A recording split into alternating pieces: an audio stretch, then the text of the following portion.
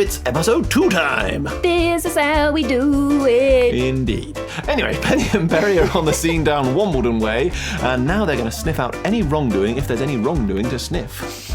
Very sensitive noses, the Pinks. You're in a weird mood this morning, aren't you? Now, if you're enjoying the podcast, there are finally opportunities to see new old friends appearing live again. We are doing Crimes Camera Action at the Theatre Royal Bath in August, and then a big old national tour of Crimes in Egypt from September. Yeah, boy! That is Crimes Camera Action in Bath in August. Huge national tour of Crimes in Egypt from September, and we are so excited. Details are on the website, newoldfriends.co.uk. Go, go, go, book tickets. If you can't book tickets, keep enjoying the podcast and please do spread the word. Yes, now remember, just because you reviewed the show once on iTunes doesn't mean you can't review it again. Get in there and smash that 5-star button. Now, back to episode 2 time. Episode 2 time! Here we go!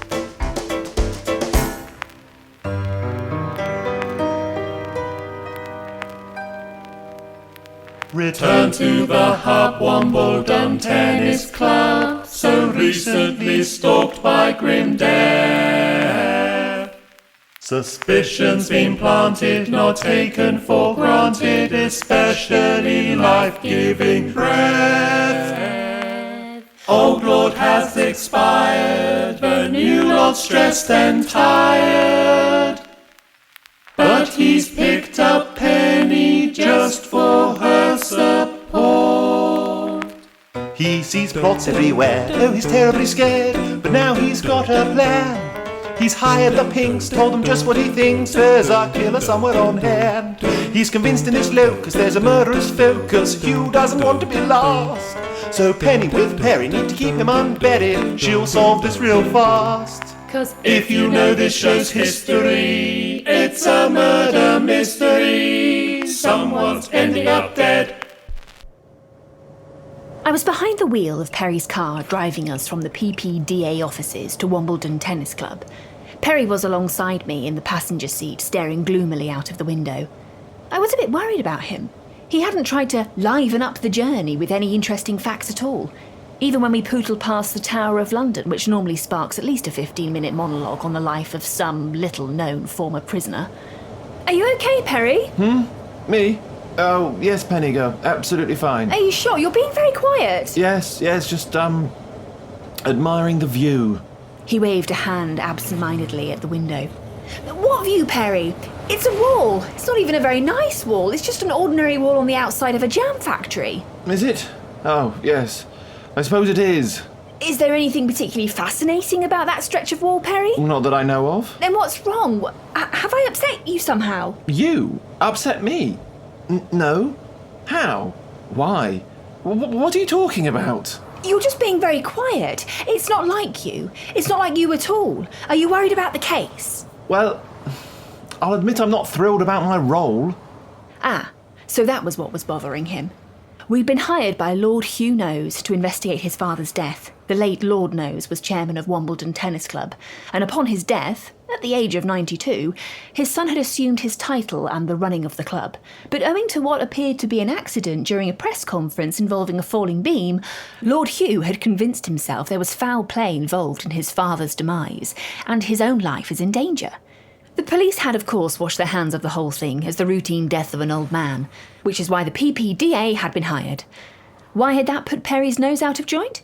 Well, his lordship's paranoia had led him to construct an elaborate cover story for Perry. He was to play the role of a wild card entry at the tournament. Perry was not thrilled at the prospect. Perry, you'll be fine. I'm sure we'll have the whole thing wrapped up before you actually have to play any tennis. But what if we don't? What if I have to run out there, on that court, in front of all those people? I haven't played tennis for years. Serving is fine. You know roughly where the ball will be, but once the rallies start, the other chap is always hitting it as far away from you as he can. So you'll lose the first match, but at least it'll be over quickly. You're not expected to win the whole tournament, Perry. Just get access to the players. But that's not all, Penny girl. What? What is it? Do I really have to wear those tiny shorts? So that's what this was about. I know Lord Hugh thinks his life is in danger, but I think I might die of embarrassment in those. I've seen more fabric on a napkin. You'll be fine, Perry. You've got lovely legs. Do I? Yes, very strapping. You've got nothing to worry about in that department. Well, that's very kind of you to say, Penny. Thank you. And may I say, I think you've got lovely legs too. Very fetching. Oh, thank you, Perry. Not that I stare at your legs or anything like that. I mean, I've seen them, obviously. They're always there, in front of me. Well, not in front of me. Not always. I don't mean I'm constantly crouching down behind your legs. It's not like all I can see is your legs all the time. I see other things, Penny. It's not legs.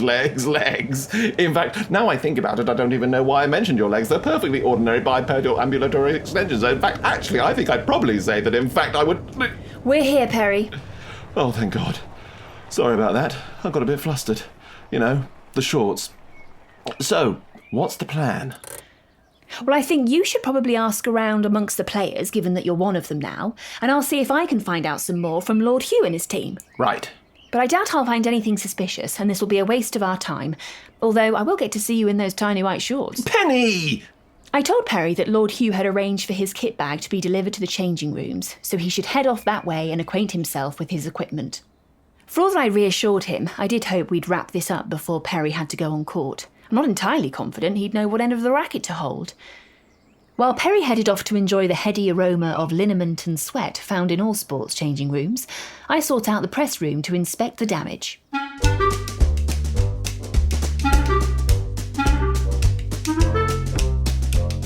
The room was empty when I arrived, so I pulled a chair underneath the gap where the beam had broken loose and climbed up to get a closer look. I was balancing with one leg on the seat and waving another in the air when a voice from behind almost sent me sprawling to the floor. What the heck do you think you're doing here? Whoa! After I regained my balance and stepped down from the chair, I took a proper look at the woman accosting me. She was short and stout, and the little teapot effect was further enhanced by the fact she had one hand thrust against her hip and the other outstretched towards me, with an accusatory finger. Her blonde hair was cropped in a neat bob, framing her face tightly on either side, a face which was currently scowling. "I'm very sorry, I was just taking a look at where the beam fell. Yes? You, what? Who are you and what are you doing here?" When Lord Hugh hired us, he prepared an alibi for Perry, but now I realised he'd just told me to report to him. I was about to make something up to tell the angry teapot when his lordship strode into the room. Ah, Wendy, I see you've met Penny. I trust you've introduced yourself, yeah? Wendy? The teapot must be Wendy Weaver. I knew from Lord Hugh's briefing that she was one of the trustees here at Wombledon and very proud of her family's long history of involvement in the tournament. Penny, is it? No. She has not introduced herself. I came here and caught her clambering on the furniture. Would we say clambering? I asked. I definitely would, she replied. Clambering and snooping. Snooping? On what, Wendy? She was up near the ceiling poking around where the beam came down. I should, hope she was. What? Why? Right, yeah, sorry, should have told you. I've hired Penny here to help out with a spot of marketing. I thought, people were worried with Daddy not around, the whole place would fall down. And then, in the very first press conference I have, the actual place, falls down. It's not a great look, is it? Spot of marketing guff could be just the ticket. Oh, Hugh, you don't need to worry about the club falling apart. I'm still here. Look, if taking on the chair feels like too much, you could always stay on as a non-executive director, and Owen could run the club. Or me, even. Oh, yeah, good one, Wendy. A woman chairman. What will we call you? Chairwoman? Bit close to Char Lady, that, isn't it?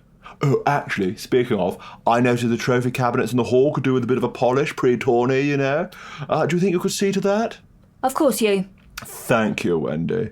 Oh, and just one other thing. It's not a big deal, really, but, Yes, Hugh? Well, what with Daddy gone and all, I was, wondering if maybe you might, The man seemed to be fighting some internal battle over what he was trying to say. He kept raising a hand in anticipation, then dropping it and fiddling with the corner of his blazer. What, Hugh? What can I do for you? Well, I was rather thinking you could stop calling me Hugh, actually. An awkward silence filled the room. Sorry. No, your lordship. You're absolutely correct, your lordship. I'll go and get on with the cleaning the cabinets now, your lordship. With that, Mrs. Weaver performed a curt curtsy and marched out of the room. Not sure I handled that very, tactfully, did I? I wouldn't like to say, your lordship. It's such a delicate time. It's not the sort of thing we commoners have to think about when grieving. It must be difficult. Yes, it is rather. You know, here I am, coming to terms with the fact that Dad is dead, and then at the exact moment I have to make everyone call me what they were just calling him.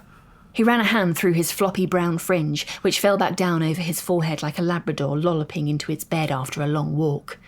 I thought you dealt very well with the question about why I'm here, though, your lordship. Very quick thinking. Really? Oh, thank you, Miss Pink. You can call me Penny, your lordship. Most people do. Can I? Great. Well, thank you. I suppose it'd be a bit, hypocritical if I said you could call me Hugh after all that, wouldn't it?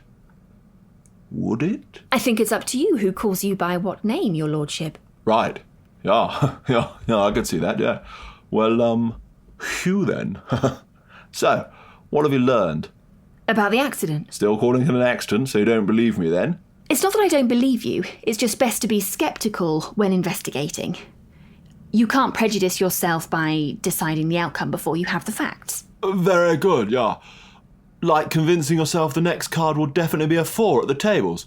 Play it as you find it, Stick on 17. Eh, Penny? Yes, I suppose you're right. Hugh? Love, 50, love, 30, love, 40, love, game. Love, 15, love, 30, love, 40, love, game. Love, 15, love, 30, love, 40, love, game. The game is afoot, so far no sport, but food for thought. Is there a killer to be caught? Perry's in white shorts and a bright white shirt. Has Hugh brought Penny here just to flirt? Love, 50, love, 30, love, 40, love, game. Love, 50, love, 30, love, 40, love, game. Love, 15, love, 30, love, 40, love, game. The game is afoot. Think Penny Pink, but don't overthink. Don't blink or be hoodwinked. Just stop and think. Miss Pink. Love, 15, love, 30, love, 40, love, game. Just think, Penny, think.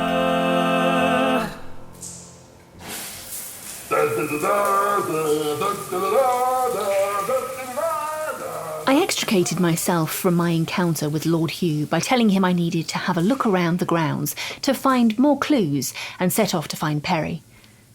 I don't know why. Nothing untoward had happened between me and Hugh, his lordship, and I don't have any responsibility to Perry beyond the business, but I felt a bit strange about the relationship that was developing between me and the PPDA's most recent employer. Happily, when I caught up with Perry in the changing rooms, he was much restored from the glum figure of our car ride.